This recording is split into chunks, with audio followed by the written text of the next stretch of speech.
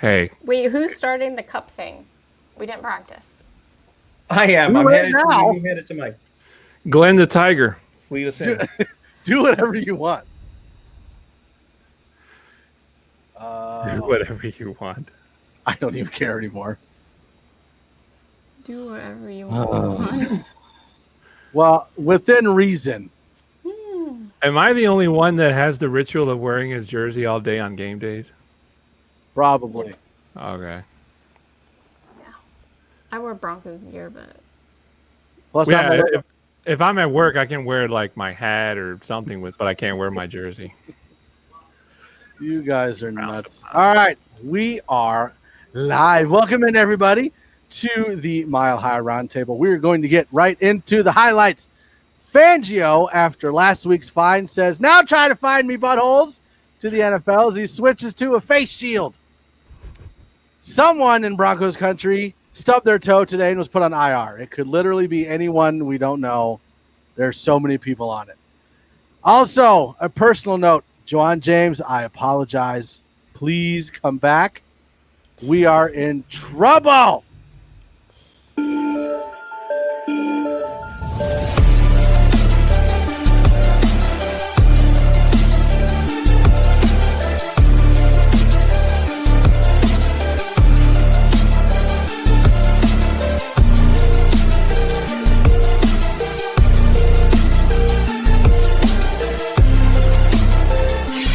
Uh-oh.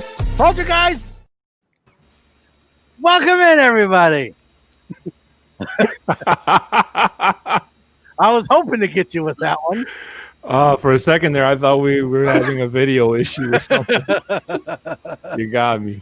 Oh, too funny. I am one of the hosts, Mundungus Creevy. I am joined by the other ones, a 6'10" Mexican, KR and Glenn Hauser. And we are going to go right into a brand new segment that we like to call the news. Yeah, I came up with that one all on my own. I'm actually thinking, what about like round corner? The round corner? It's really bad. I know, it's awesome. It's missing a rim shot. I don't. There you go. That's like a four-sided pole. The round corner. Sorry. Glenn, what story you got for us? All right, I gotta look professional. He's gonna dress the part. I don't have my tie, but Oh yes. I haven't worn one since junior high. Why didn't you put that on during the music? Well, because we weren't done in the segment yet. Yeah, he's like the orange man from the Broncos games. There we go. Okay, go ahead, Glenn. We're live for you.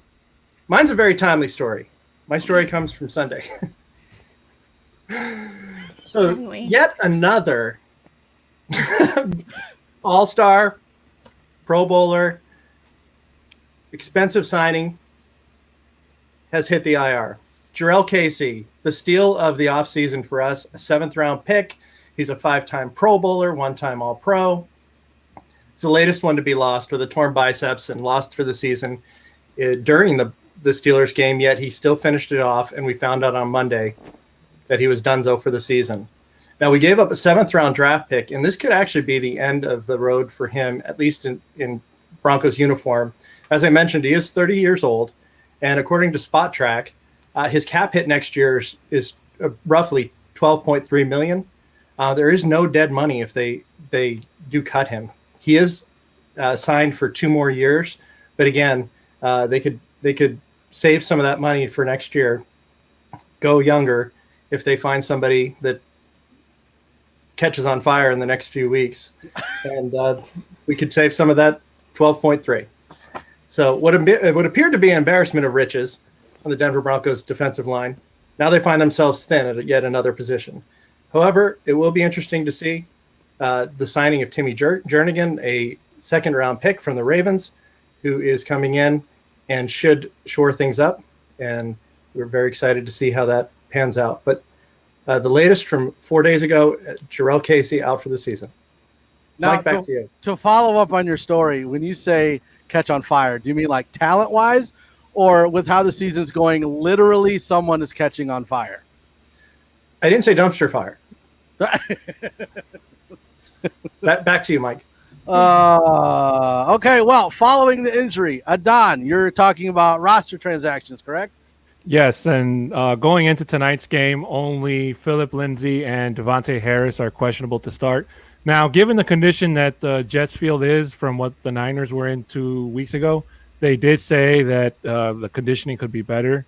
And from their game against the Giants last week, it looks like the condition or the field condition should be at best. But also, Philip Lindsay is also questionable to start. Although I don't really see the Broncos playing him. I think that they should just let him rest and get ready for the game against New England next week. But they could try to work him in, kind of get him going out of the gate so he doesn't come out all cold against New England next week. Okay. And then, Christy, somebody made you angry, and that is your story. Yeah, social media.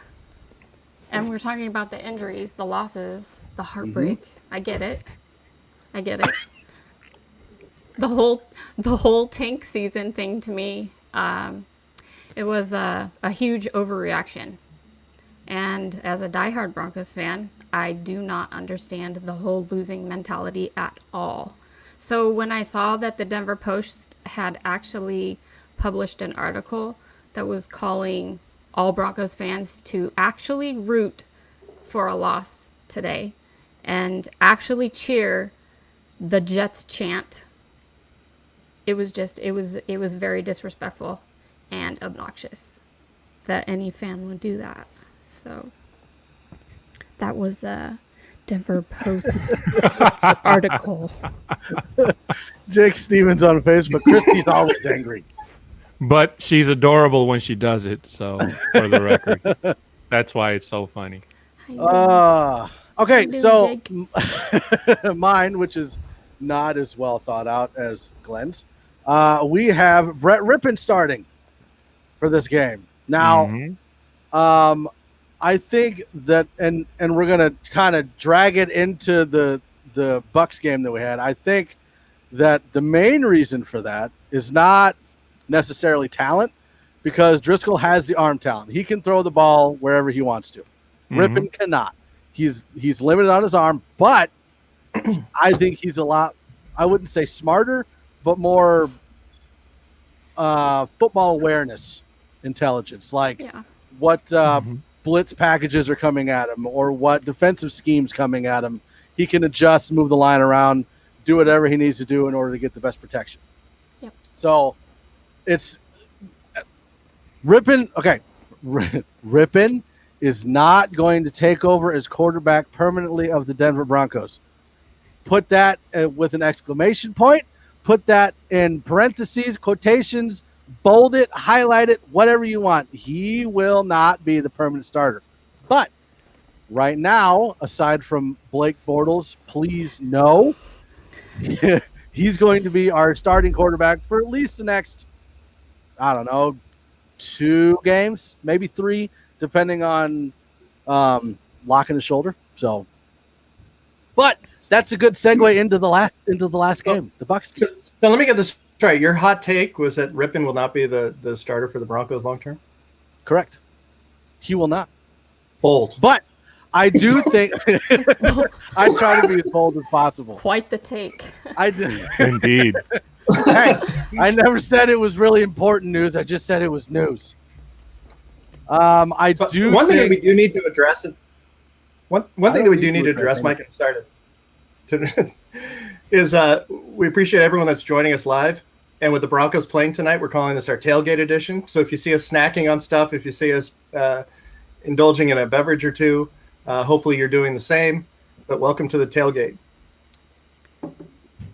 Welcome. Let's grab ZWD. Would you guys mind if we move on from Landau after this season? Can we move on from him last season? I've been cheering for this. Landau. He has a huge following of people. He's very highly regarded in Denver, in that community. And you can't talk trash about the guy.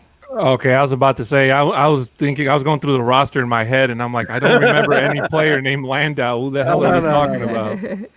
I was waiting for Don to go Landau Calrissian. Yeah, that's the last Landau on my list. Like Calrissian. Yeah. Nickname? You know, Zach, we appreciate that comment because that's something we talked about for a while. That some of these injuries are just very curious. A lot of the muscle pulls, the soft tissue, that these injuries that are causing these players to lose weeks at a time.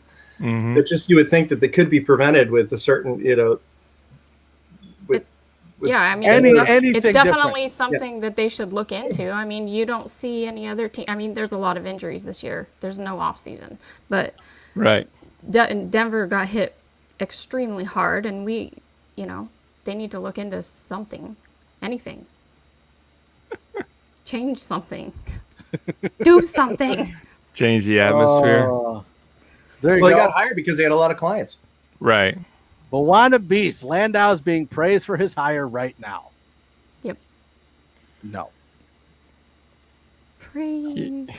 Okay, Beast, so Beast, go well, on. Beast, if you could follow up with your what you mean by that, because I've not heard that, and if you could shed some additional light, we'll get it on the screen. Mm-hmm. Moving into and I don't really want to. Moving into the Bucs game. Normally I would say that this is going to be a long recap, but I don't really have anything on the good list to recap, so it's going to be kind of short. Mm-hmm. All terrible. I mean, it's but- really kind of long, actually. Well, yeah, but But yeah, I I mean, don't- you can take like 3 or 4 or 5 of the issues and chalk it all up to 1 or 2 things, Right. either the offensive line or Driscoll. Actually, know, I was 'cause- going to say something like Fangio's inability to know when to take players out of the game. Mm-hmm. That would help. Offensive line. I mean, he should know by now. Like, having 3 bad games in a row isn't just an off game for a player. That 3 Yeah. in a row is kind of time to go. Well, it's Well, easier to take them out when they're hurt. Right. hurt. Yeah, hurt. But at the same time, it's not just right tackle. Like, Cushenberry hasn't been playing well. I don't know whether he's not recognizing what packages are coming at him, or he's not able to adjust the line to where they need to be. He's not ready. Yeah, he's not Glasgow- able to adjust. Glasgow's been okay. I wouldn't say he's been great. Reisner's been getting pushed all over the place. Surprisingly, the only offensive lineman that's been doing any good is Bowles. And from what I heard, he's ranked in the top 5 Yep. Yep. tackles. Of tackles. Yeah. So if he keeps playing the way he's playing, are they going to re-sign him? Hey, we almost let Shelby Harris walk out the door almost a year ago, and he came back, and look at the big change that man has made. So when you take players like that and you kind of give them an ultimatum, it's like either we're not going to give you that 5th-year contract, so it's either get better or get cut. Yep. It's great to see these types of turnarounds from Bowles. We're seeing it now from Shelby Harris, whereas the people that we expected, the world or a lot to see from, like Jarrell Casey, who for the last 3 games wasn't really living up to the hype, especially from March. The way they were building him up, and he was going to be great, and he had some big shoes to fill when they let Derek Wolfe walk.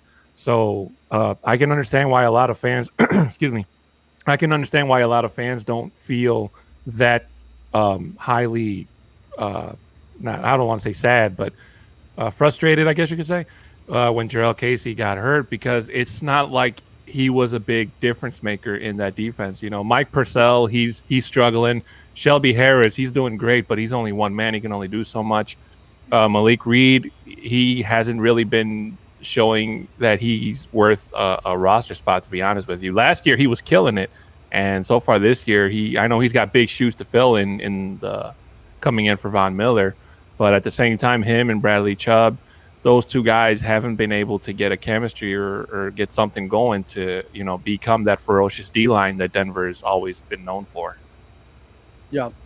And, again, a lot of the issues I think that happened with the offensive line also can be placed at the feet of Driscoll. Not being able to recognize what's coming at him, where he needs to adjust. And you can take Driscoll and not being able to adjust and add in play calling to that issue.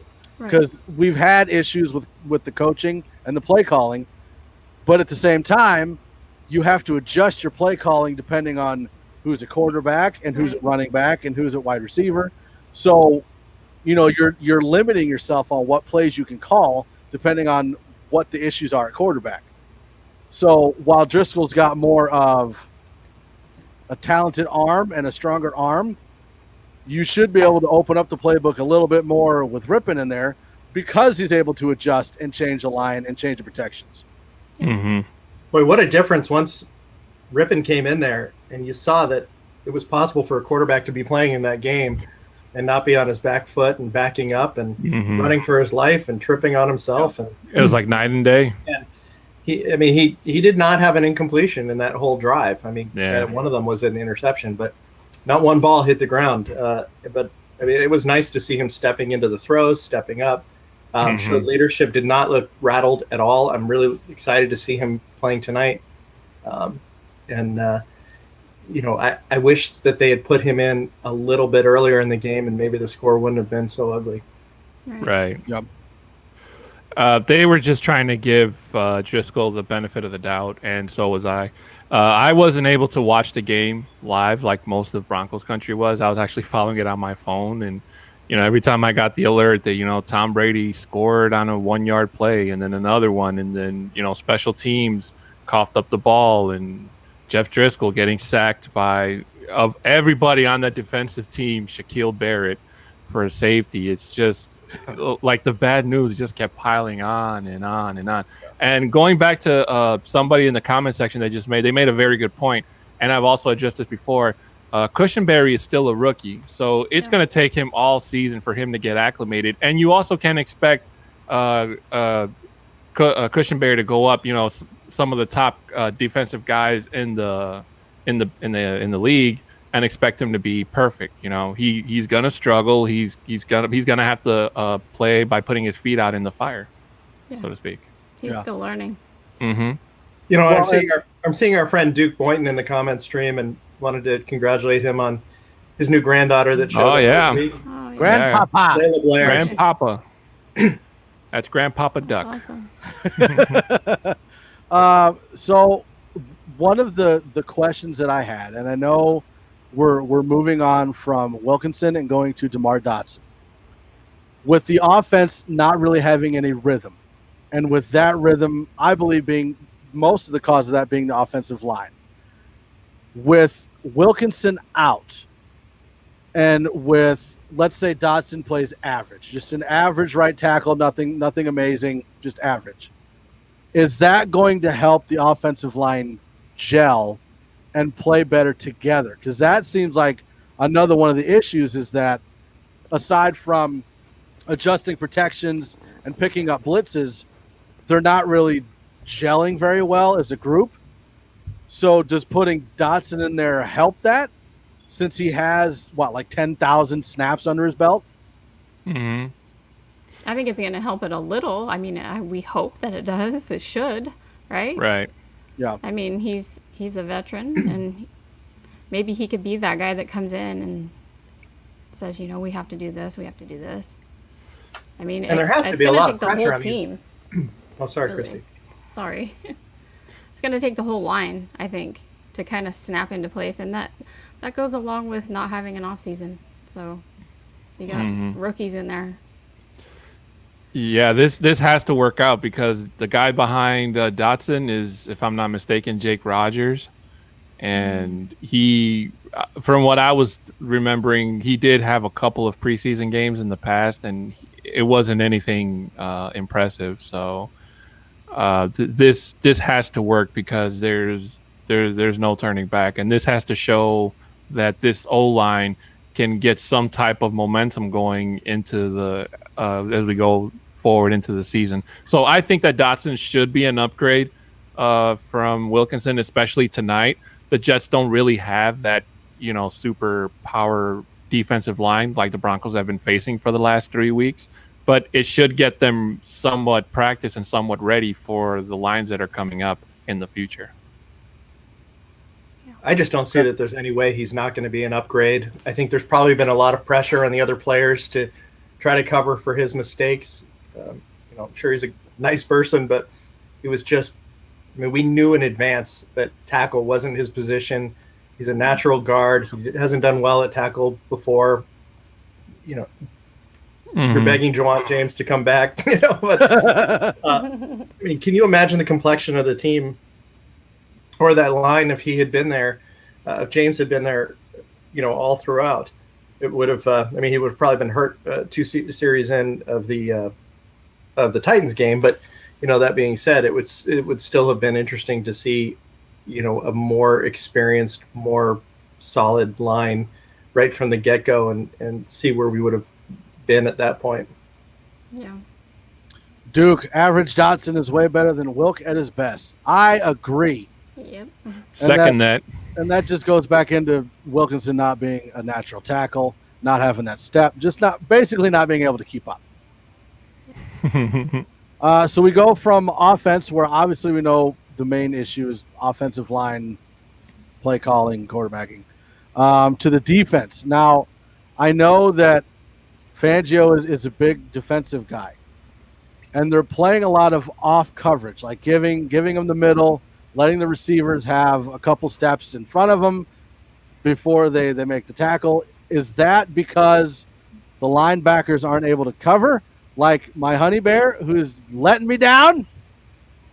Or are we just not playing disciplined football? Are they making bad defensive calls? Why are they playing off all the time? I think it could be a combination of all of those things. I mean, we have literally a patchwork of players in there right now. None of them have any,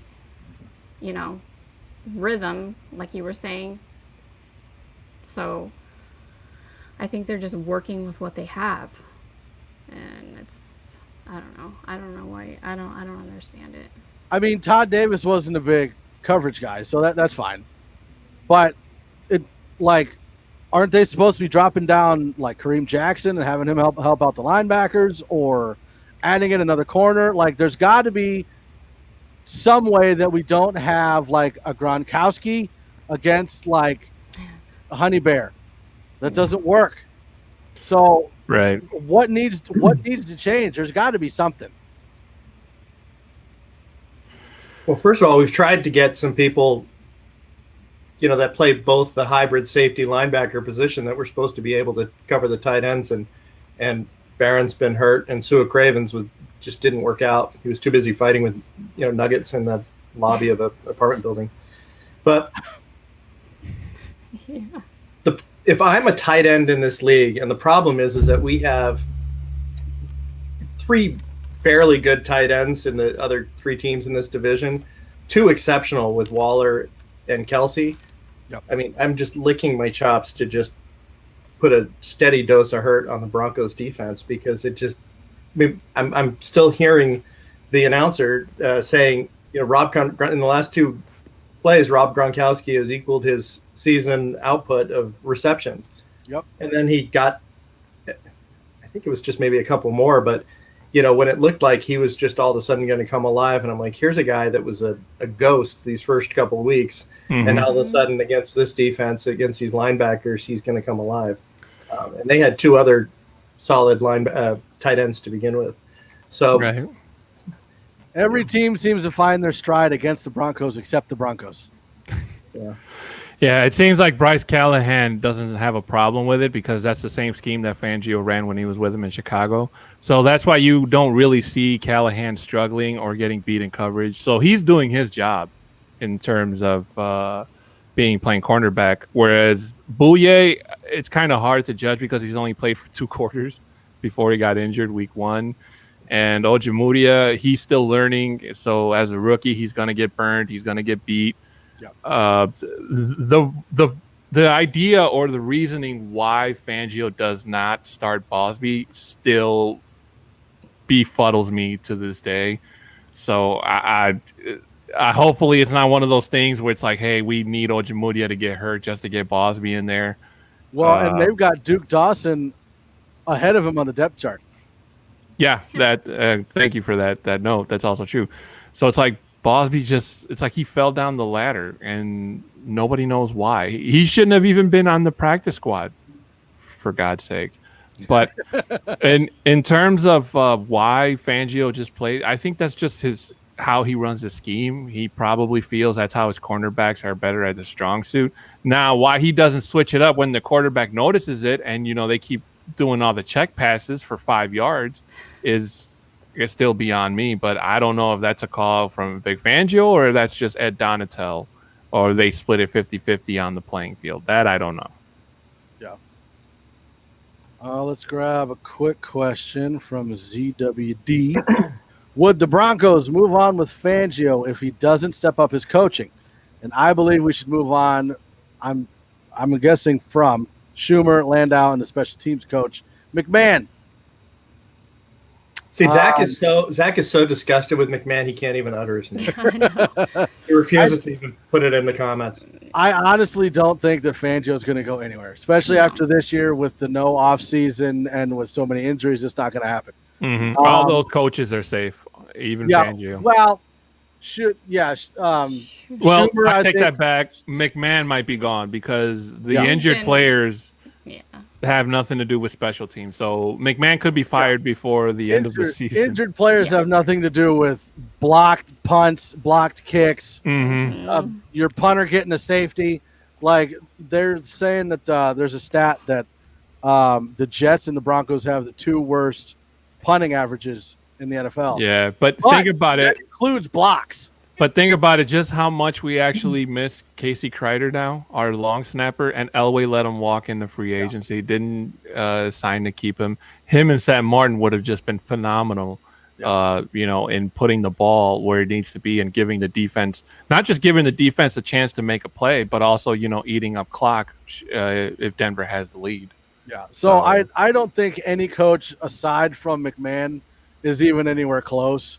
Mm-hmm. Maybe Landau. I don't know. I doubt it. Because you don't know whether the injuries were caused because of lack of an off season or lack of practice or strength and conditioning. You just don't know. So I think that as every coach except possibly McMahon is going to be here next year. Now, Buana was asking what I'm eating. I'm enjoying. I'm enjoying the tailgate tonight. So I got wings. I've got hot dogs. Had a little popcorn for Christy's rant. That it was nice. Her brother jumped in there to out her as an angry person, which is great. So it was cool. Mr. Boggins brings up a good point. Bosby can play nickel. I was just looking at that one. Yeah. Everyone else can, which is pretty good. And that's actually true because there was a play, if you remember from preseason last year, in the very first preseason game against the Niners, where Bosby jumped the route and he almost pick six Jimmy Garoppolo, but he dropped the ball.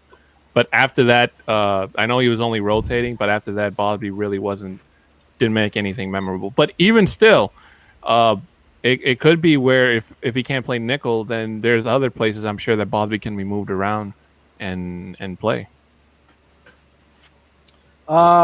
The next big and we've talked about this on other podcasts is the pass rush. There isn't any, and now we don't have a Tachu. He's out this game. Yeah. Mm-hmm. I understand not wanting to part with money, but at this point you have to. You have to go get someone. Mm-hmm. You have somebody in mind, though, Mike. I like Jarrell Suggs. But I don't mind Clay Matthews either. I'm not expecting them to come in and get like 15 to 20 sacks in a year.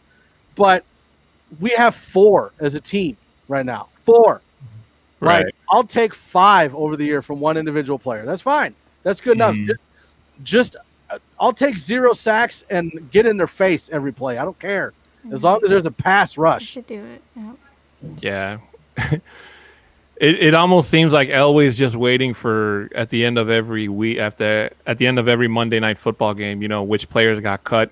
I think that's how we landed with Timmy Jernigan because he had just got cut from Jacksonville, and then like the next day he's a Bronco. So it's like Elway shops the bargain bin outside of the NFL headquarters, and it's like, okay, no good pass rushers this week. We'll see what we have next week. But I actually agree with you, and I've said this before, and it's not in terms of, like you said, Mike, getting a pass rusher that's going to get like 15, 20 sacks a game. We just need somebody that can promote leadership, influence it when the team is down, to keep your heads up high. Don't let that that feeling, because that's basically what we saw in the Tampa game. Hands on hips, heads down, just letting the Bucs do as they wish up until the end of the halftime when Driscoll got that touchdown. So that's basically what Vaughn is. Vaughn is just more than an elite pass rusher. He's the leader of that defense. He's the guy that gets, hey, let's get back in this game, win or lose. And that's exactly why the defense is struggling like it is. Duke says bring in James Harrison. Dude's a beast. You could just bench press the offensive line out of his way and rush the quarterback. The loss of Von Miller was played down a little bit at the beginning, and by us too. Yeah. But you can definitely see the effect that he has on the pass rush of the Broncos. Mm-hmm. Like, even if he's not getting sacks, he's getting doubled and letting the other side get the pass rush. Right. And I do think that Bradley Chubb will eventually get back to that point where he's able to get that pass rush every down on the quarterback. But I wouldn't say he's hurt. I think it's more of he's unsure how hard he can push without risking hurting himself again. I agree. And this 10-day break is actually what the Broncos need in terms of, just trying to rally the troops and, hopefully leave MetLife Stadium not just with a win, but, mostly unscathed, and take advantage of this 10-day break before they go off to New England next week. But I agree with you, Mike. I think that Chubb is not just playing on a snap count, but it's like he's trying not to push himself like he did last year in that game where he actually hurt himself. So, it could be, I don't know if it's just something inside of him that's holding him back. It could be that the coaches are telling him, hey, don't push it. Well, you have to think in his mindset, look at all the injuries around me that's happening right now. Yeah, it's a scary thing. Yeah, and he doesn't want to be out again. But I think we're going to see tonight Chubb is going to have a little game just because the Jets, their left tackle are terrible at everything. Well, their left tackle is still their left tackle is still he's still recovering, or he's injured or banged up or something. So isn't everyone at this point? Yeah. Mr. Bogner brings up a good point. Vaughn and Casey were the defensive leaders. Now it's all on Kareem. Who's vanished? Yeah, for me with Vaughn, his loss away from off the field is just as important as his loss on the field. Yeah. Mm-hmm. With his off season, I don't think. When you saw him charging up the berm, and you saw how ripped he was, just jacked. Worked like so James hard. Harrison, right? Yeah, worked so hard after he got sick. Had a whole epiphany about with the Michael Jordan and the Kobe Bryant. We've talked about that before. Mm-hmm. And then for this to happen, he wouldn't have stood for the hands on the hips. He would have set an example that wouldn't have allowed that to happen. Yeah. If anyone that we've lost, even with him having a down season last year, in comparison to what he's normally done, I think that he is by far the biggest loss that we've incurred, and that includes even Drew and Cortland. Yeah, and part of the problem, I think, in the Bucs game was there was just no emotion at all. Right. It was like they didn't care. Right. And I don't know whether that's, Lindsey is one of the emotional leaders on there. He is. And not having him hurts, but there's got to be someone else that can step up. Yeah, it has to. It's kind of like if you remember that press conference Vaughn did 2 years ago when, like what they asked him, like, what's the game plan for going into Arizona against the Cardinals and Josh Rosen? Yeah. And it's like, we're just going to go and kick their butt. and that's exactly what they did. Yeah. And that's all the fire, that's all the hype, that's all the inspiration that the team needed, and that's exactly what they did. They went out there and they kicked their butt. And the Broncos actually looked like legitimate contenders, and they played like it too. So I don't know if we're gonna get to that type of state this season, seeing as how Denver leads in IR money in terms of how much money is in IR, just second to San Francisco, It's and like second 60 million or something like that. yeah, and second to San Francisco in terms of injured players. So the fact that the Broncos are struggling the way they are, it's not just because the team sucks or living in a world of suck, as I've said before. It's just that the injuries are forcing that. And you're basically, it almost seems like every game is almost a preseason game, because in this game we have this quarterback, and in the next game we have this quarterback, but we have a different right tackle, or we have a different corner, or we have a different running back. So it hasn't been the exact same pieces since week one. So, Broncos country needs to just chill with the, tank for Lawrence, fire Fangio, fire Elway. You only make that worse. Why would you want to restart what's a formula that's just taking its time to build and get to work together, and then just go back and start from scratch? Start all over again. Yeah. To Adon's point about the IR and the money, Mike Kliss tweeted 2 days ago that the Broncos' money on IR compared to their first three opponents this year, Broncos were at $53.42 million. Titans 3.66, Steelers 3.18, and the Bucs 2.95 million. Mm-hmm. Wow. Not even close. And those teams still have time to catch up, mind you. So yeah, because you never know who's going to make it to the finish line. We've talked about the bad, and trust me, there's plenty more that we could talk about. Let's move on to the good parts. Was there anything good? Because all I had was question mark, because I have no idea. Now, I did see, and we covered it with Rippon. There was some good from him being able to adjust. But there wasn't a whole lot else to be Bowles. proud of. Bowles. Yeah. Come on, you got to give Bowles some love. He's been the only one. I'm just not used to thinking about Bowles and good in this. I know. Yeah. I think he needs to step up for the line and be the guy, like, to rally up the troops. And he's really the only one. He's really the only one. Like, he's really the And on only the one defensive there. side, Shelby Harris. Yep. My Glenn beat me to it. That's what I was going to say. I was going to say Shelby Harris, the man who probably should have been one of the AFC players of the week in terms of defense, because he has the most batted balls of anybody in the league. His pressures he gets into the pocket like he's supposed to do. This is a man who got passed up by every other team in the league during the offseason, mind you, and came back on a 1-year deal. And if Justin Simmons doesn't catch a clue or get it going, Shelby Harris can take a big fat contract from right under his feet, and and the Broncos can move on from Simmons, because so far Simmons hasn't been playing. Yeah, he hasn't showed up. I know Kareem Jackson is also struggling. He hasn't had a great year so far as he did last year. So hopefully those two guys or somebody can get a fire lit under them and say, hey, come on, guys, let's go. If you guys want that big money next year, something's got to get done. See, so Mr. Boggins says Reisner is the O-line leader. I have to take a little bit of an exception to that this year, because Reisner is not playing like he's the leader on the O-line. And that's why I was wondering, with Wilkinson being out and Dotson coming in, can Dotson be that veteran presence that the O-line needs in order to gel better? Right. I mean, Reisner has the attitude. Reisner has the attitude. He's the guy that always brings the positive. But I think that his play this season is just, it's a product of the line. If the line is falling around you, you're going to fall with it. And that's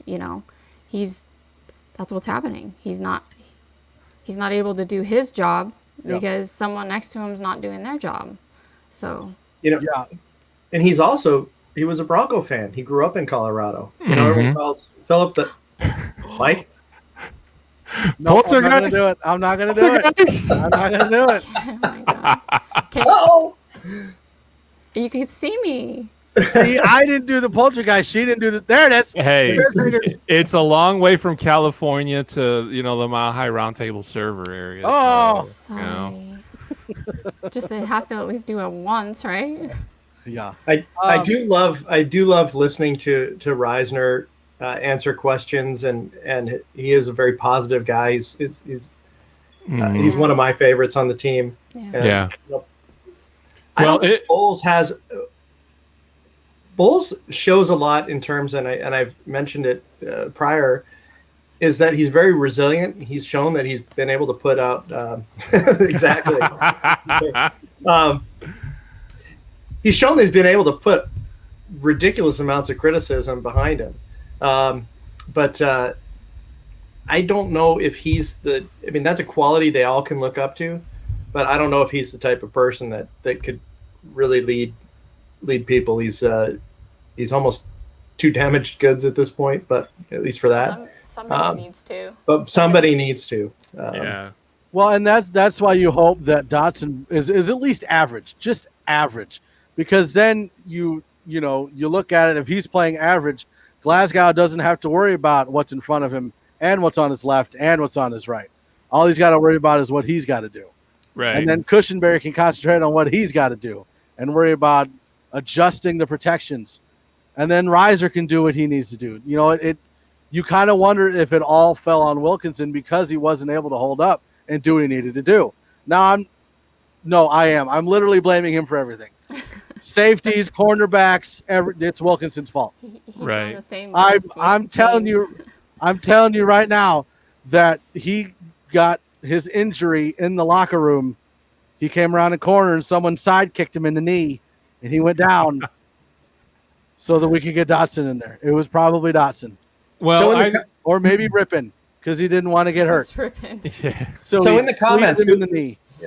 Let's ask the people in the comments if they could say who that they think are their most disappointing healthy players so far this season. We'll pull up a couple. Mm-hmm. Well, who are yours? I'm shocked that Simmons is not playing very well, especially with the fact that his deal was just signed as a franchise tag and not long term. Yeah. Plus, and people have said, I don't feel like I'm interviewing a football player. I feel like I'm interviewing like a future president. The guy is just such a leader. He's such a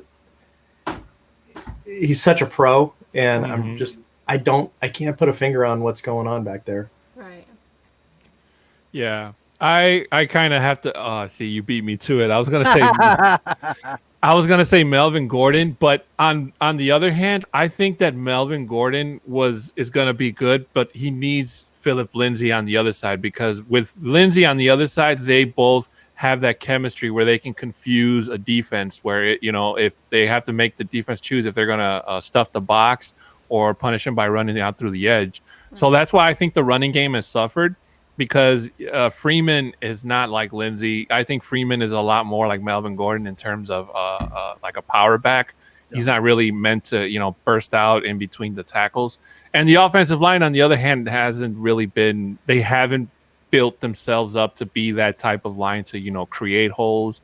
I think Mike Munchak still has his work cut out for him in that department. But I think that once Lindsay comes back, I think that Melvin Gordon is going to turn around and be a better runner. And just hopefully that Pat Shurmur has a better hold or a better grasp or a better idea of how to make these guys, these running backs, not just legit, but, punish the defense for when they don't stack the box. Christy, what about you? I mean, we all know. We all know.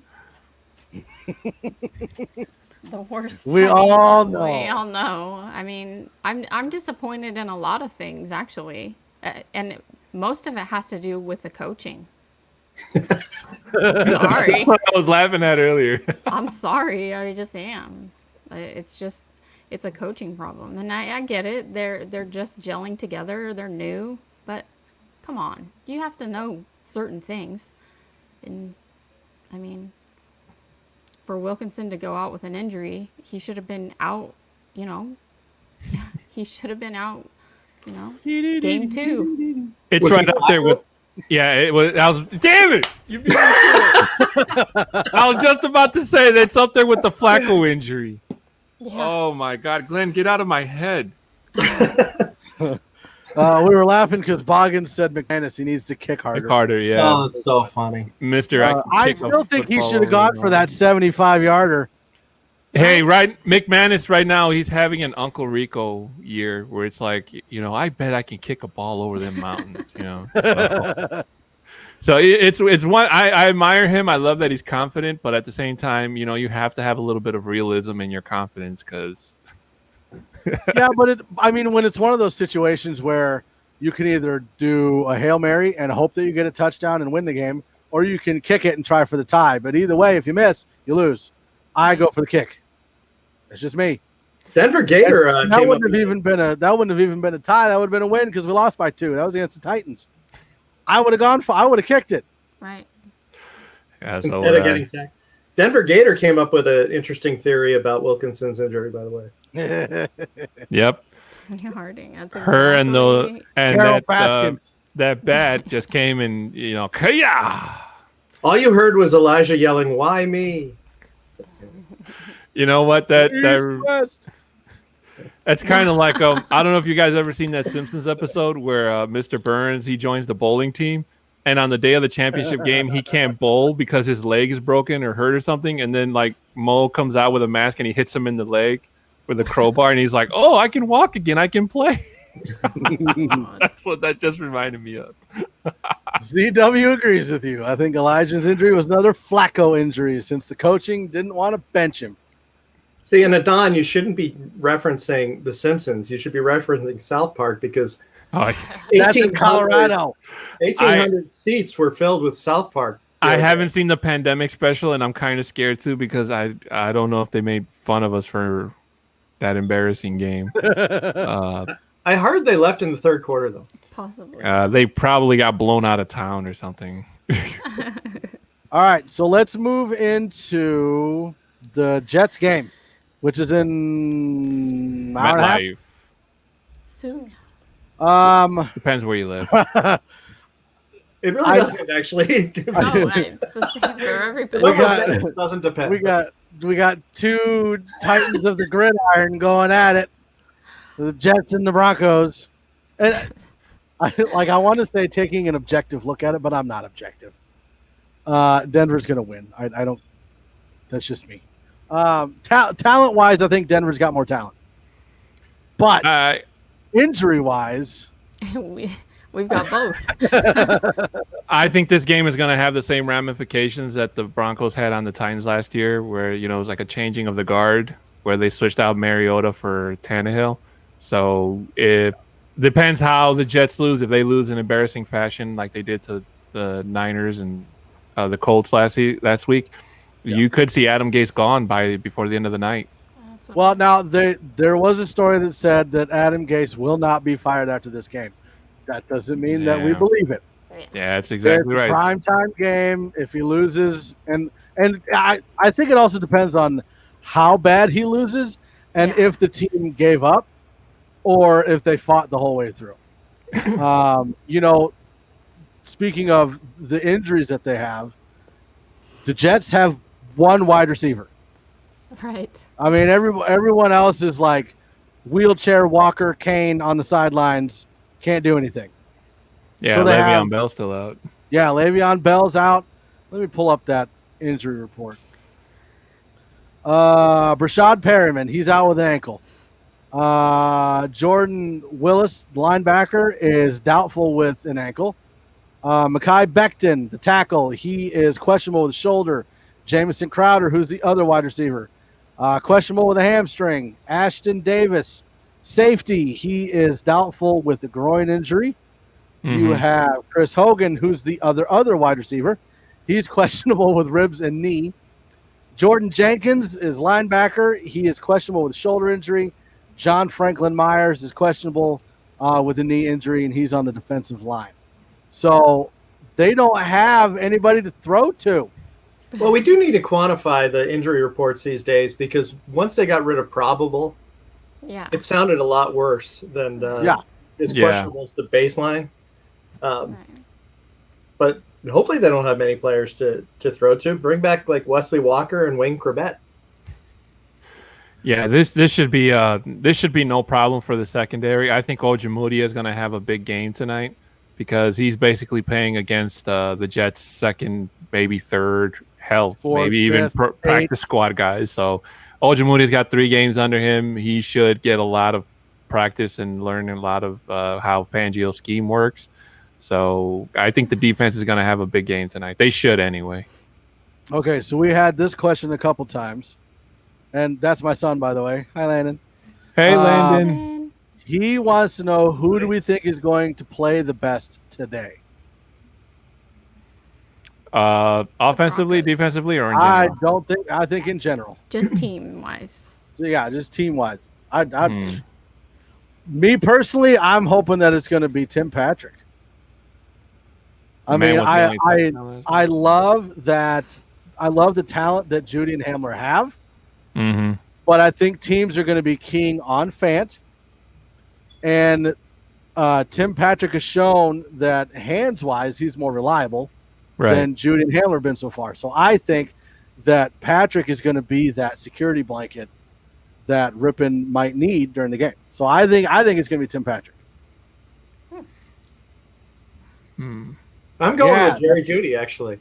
I was Landon, thank you for your joining in on your question. But I mean, if you think about it, Judy wasn't with the ones initially at training camp, so he was catching balls and spending time with the likes of Driscoll and Rippon. So there could be some chemistry there between the two of them. And I just think he's ready for a breakout game. You know, we're week 4 here, and we're playing an opponent that we should win or should beat, I should say. And I think he is ready for a big night. Okay. Yeah, I'm going to go with Shelby Harris. Harris. His first touchdown? I do, yeah. Yeah. I think Shelby Harris is going to have a great game. I think he's going to hopefully be an AFC player of the week by the end of week 4.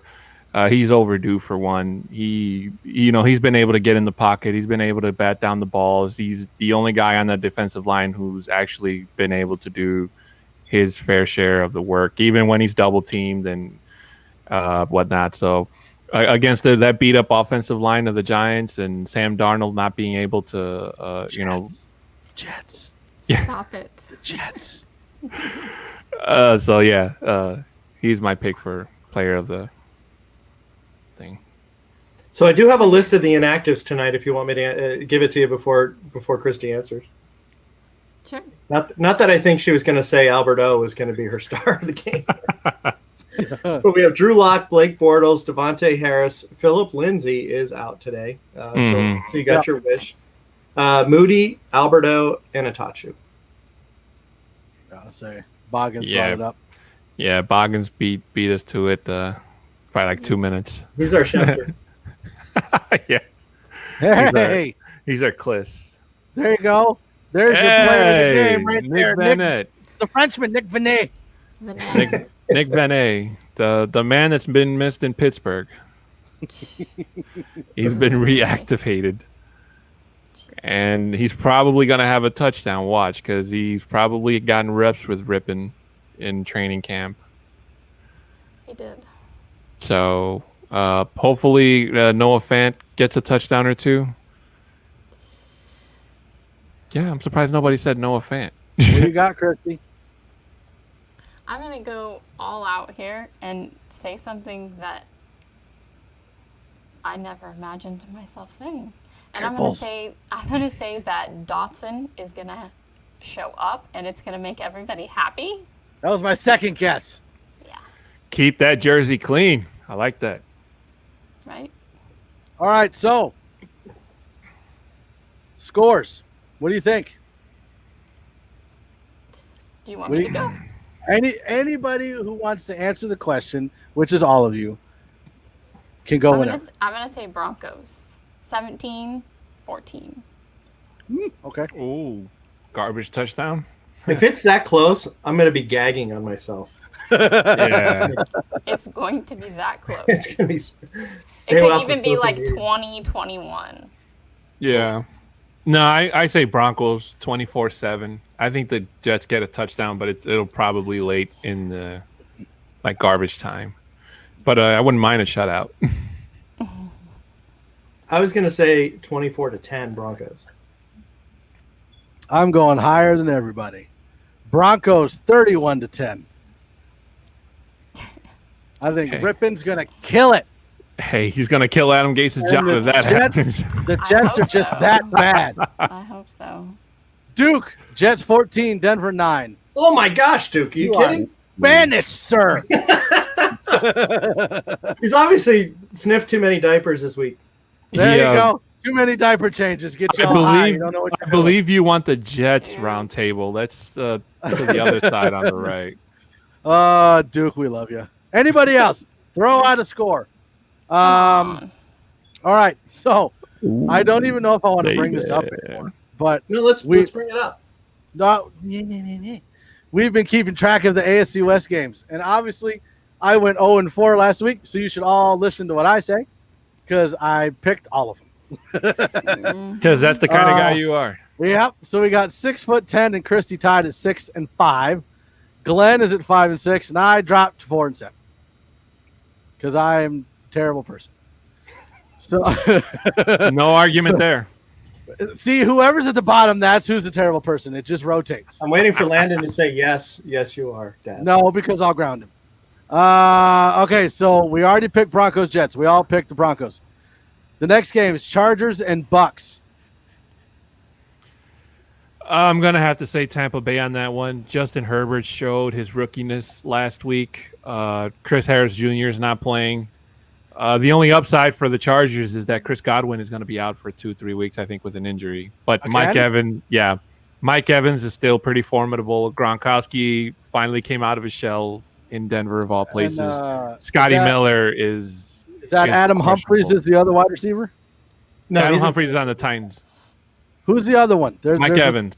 Mike Evans and there's Chris a third. Godwin. There's a third. Scotty Miller. Oh, Scotty Miller. That's what I was thinking of. Scotty Miller's questionable though with a hip injury, I think. So, but I think that Brady's going to find a way to win unless the rookie from 2 weeks ago shows up. But other than that, I say Bucs. Okay. Anybody else? I'm going Tampa. After last week's display, I just don't see them. I just don't see them losing to the Chargers. Even with Herbert. Herbert. Even with CHJ injured. Yeah. Yeah, that offensive line is going to find out what it feels to be in front of those dangerous 7, just like Denver did last week. And anybody is a dangerous 7 to Denver's O-line. And that's Yeah. why I'm going with the Chargers. Ooh, upset. Yep. I like that. That means only one of us can win next week, Christy. I am going to go with the Bucs. I don't think it's so hard because you've got Eckler, who's going to kill it, and then I can't even think of the wide receiver's name. I blanked. Keenan Allen. Yeah, Keenan Allen. Keenan Allen's going to kill it, but you got the Bucs defense. So I'm going to stick with Bucs. I'll go with Bucs. I think the Bucs will win. Now, what I think is going to be a really good game, Raiders and Bills. I'll start it off. I'm going Bills. I'm actually going to say Raiders. I think the Raiders, if they would have had a much healthier tight end last week and Josh Jacobs, they probably could have contended a little bit closer, but they both weren't playing up to par. But they should be good to go. Josh Allen, he's been playing marvelous up in Buffalo, but they were really close to losing last week, and if it wasn't for that interference call, they probably would have had their first loss of the year. So, I hate the Raiders. I really do. I think they suck, but you have to be realistic, and I think the Raiders are going to pull out a win. I'm with Christy. I know what she's going to pick. Never pick the Raiders. I'm going Bills. too. I just part of me with the don't pick the Raiders, part of me with the Bills are en fuego right now, and part of me with I really want Buffalo to win the division over New England. So Josh Allen. Oh, yeah, killing that- it this year too. Yeah, he's been playing great. All right. And So I'd ask you, Christy, but he just said it. You're not going to pick the Raiders. So Bills. Just point to your Chiefs and Patriots. another great game. I got Chiefs.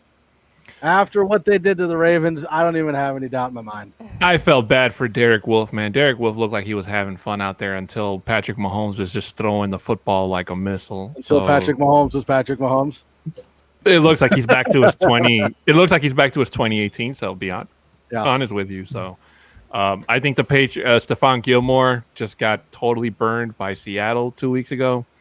So I think that he's going to get burned again by Tyreek Hill. Tyreek Hill is just crazy fast, and unless Bill Belichick has something in mind, but usually the Chiefs and Patriots game over the last 2-3 years have been pretty. They've been pretty high scoring, Yeah. But Tom Brady isn't there anymore, and Cam Newton, unless he starts flinging the ball everywhere, I don't see the Patriots winning. So I'm going to say Chiefs. like Mike said after Monday night, how do you even begin to pick the Patriots? Yeah. And how great will it be if New England is now 2-2 when the Broncos hopefully are 1-3 going into New England? All of a sudden, some of the air is out of the. I was going to say tires, but I should probably say air out of the ball. Yeah. Even though Cam had nothing to do with that, but I'm going Chiefs. Mm-hmm. Oh wow, Crowder is active.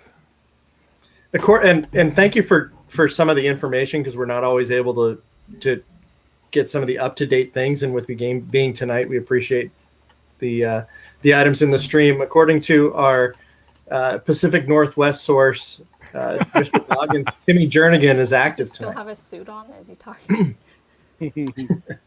Chrissy, did you pick? Yeah, I'm gonna go with the Chiefs. Okay. All right, so we are near the end, so let's get these scores up. Mr. Boggins, 23-7 Broncos. Yeah. There we go. Landon with the 27-13. We got Christina, 13-7. Hi, Christina. Hi. We have That last name sounds familiar. we have let's see. That's it for the Broncos. We've got Boggins with the Bucs. Landon with the Bucs. We have Boggins with the Bills. Bills, Oh, Patriots. that's right. Ruggs is out. I forgot about that. Mm-hmm. I'm still going to stick with the Raiders. How dare you, sir? Why? You have to be realistic. What? I just said that. Like Mr. Boggins says, I refuse to say both team names. Hey, I got to get ahead of Christy somehow, and I can't get ahead if we keep picking the same thing. All right. Well, we So I got to didn't get even- out. Go ahead. Mike, I do want to propose a toast, my friend. Oh, Right. I don't know. I just finished all Hold my. on. Well, I have coffee. I'll just drink coffee. I finished all my beer. All right. Christy, there you go. I didn't have time to go get a red cup, Oh, so yeah. my cup is black. That's why I had a beer. And ruined. Yeah. Not as bad as we expected. We can't even do one pass. We Not didn't even have one. We didn't have time to practice. We should have done this He- next week. He passes the cup to you. You pass it to me. That's it. It doesn't take that much. I can't even Don has see. a bottle. Yeah. Oh my God. I had. All about it, right. but I Okay. drank my- Mike, you were right. You've had a lot of. I bullshit. told you. All right. So we got to get out of here. Go ahead and make sure you like and subscribe, and you turn on the notifications on our YouTube page. Down on the scroll below, I have all of our personal Twitters.